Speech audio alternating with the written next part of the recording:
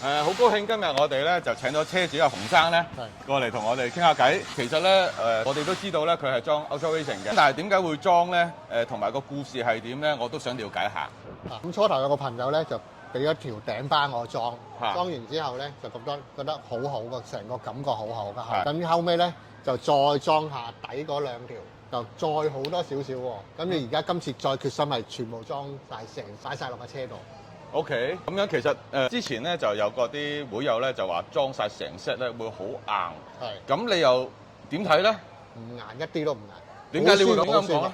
我行起上啲碎震、個避震係吸晒所有嗰個地下嗰個凹凸位啊，唔會震到上架車度。個人嗰度即係個體感好好。你試過有會友嘅車係裝晒 full set，跟住你就坐過，跟住而家就自己就忍唔住你裝晒佢。忍唔住啦，真係忍唔住啦。咁 OK 啦，咁我哋咧一陣咧裝好晒之後咧，我哋就出去試車，就睇下個感覺係點啦。